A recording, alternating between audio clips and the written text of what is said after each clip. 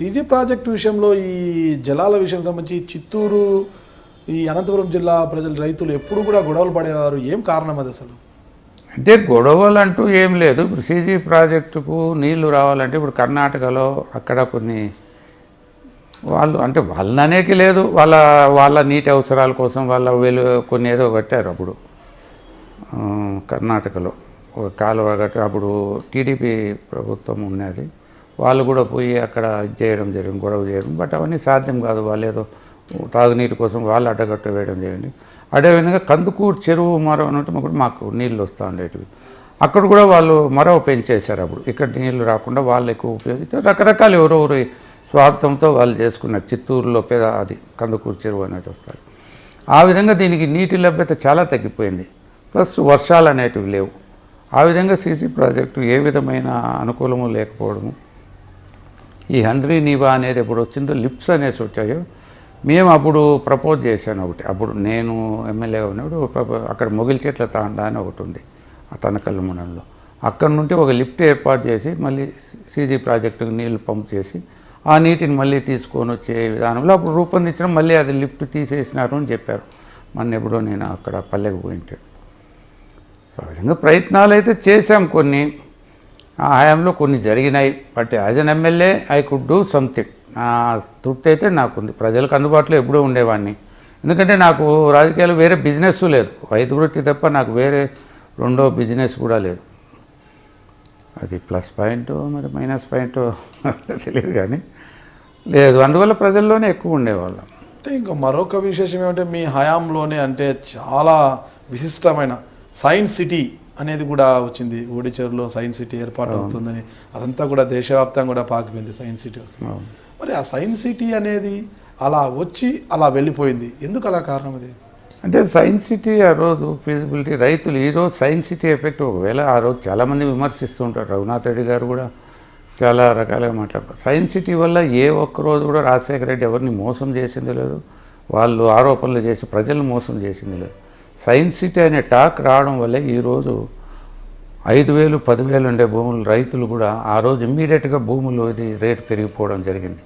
60,000 70,000 ₹1,00,000 ఎక్కడ. ఈరోజు ఎక్కడ కూడా మీరు అమరగూరులో ఎతికినా కూడా 1,00,000 2 లక్షల లోపల మీకు దొరకదు. దానికి కారణం సైన్స్ సిటీని.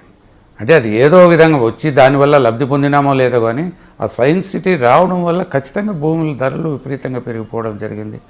తర్వాత రాష్ట్రం అంతా కూడా అన్ని రకాలుగా కూడా రాజశేఖర రెడ్డి గారు వచ్చిన తర్వాత భూమి ధరలు పెరగడము, అదేవిధంగా మిగతా రకాలుగా కూడా అభివృద్ధి చెందడం కూడా మనం చూసాం. అదేవిధంగా సైన్స్ సిటీతో ఇక్కడ నష్టపోయింది లేదు, వచ్చింటే బాగుండేది.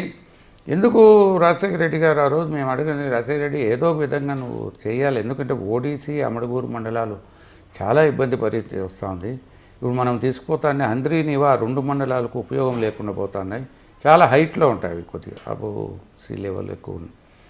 అంటే అప్పుడు లేదులేమో ఇది ఎట్లా చేయలేము, మనం ఇబ్బంది అవుతుంది, ప్రతి చోట లిఫ్ట్ అని అన్నీ చేయాలంటే ఇబ్బంది అవుతుంది. సైన్స్ సిటీ అని కొత్తగా ఒకటి రూపకల్పన చేస్తున్నాం, ఇండస్ట్రియల్గా డెవలప్ చేస్తాము.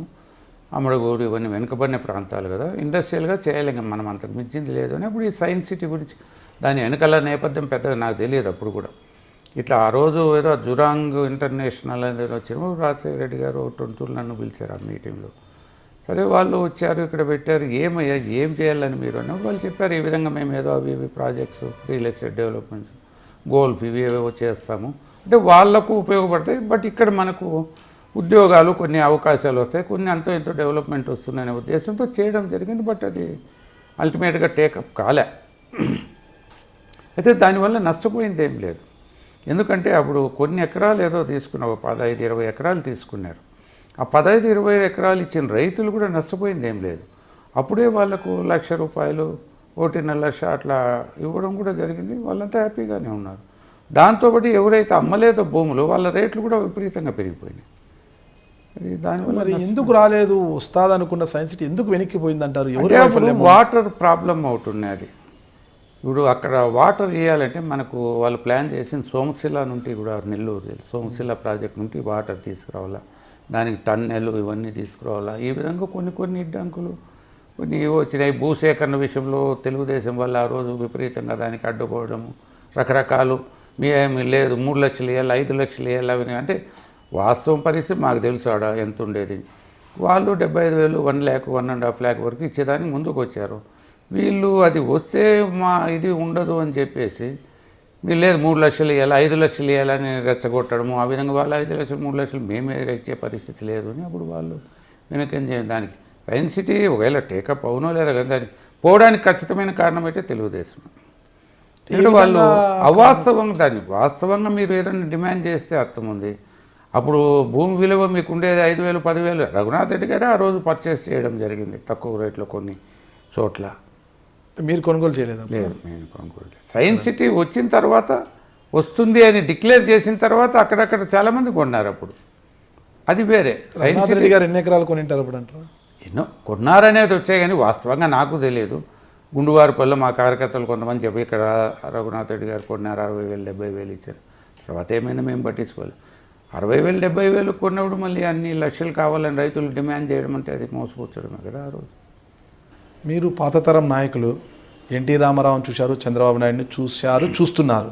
అంటే ఎన్టీ రామారావుకి చంద్రబాబు నాయుడికి ఉన్న వ్యత్యాసం ఏమంటారు? వ్యత్యాసం అంటే ఎన్టీ రామారావు ఏదో నేను అధికారం చేసుకోవాలా దానివల్ల లబ్ధి పొందాలని, ఆయన ప్రజల మీద ఉండే దీంతో నేను సేవ చేయాలా ప్రజలకు ఏదో ఒకటి. ఒకవేళ ఆయన ముఖ్యమంత్రిగా ఉన్నాడు, సినిమా యాక్టర్గా ఉన్నాడు, హీరోగా ఉన్నాడు, ఆ రోజు ప్రజల్లో ఎంత ఆదరణ ఉందో మనకు చూసాం. ఈవెన్ ఎన్టీ రామారావు గురించి మేమే ఎక్కువ ఫైట్ చేసేవాళ్ళం. ఇంకా యాక్చువల్గా నేను రాజశేఖర రెడ్డి వీళ్ళని మేమంతా ఎన్టీ రామారావు సపోర్టర్స్.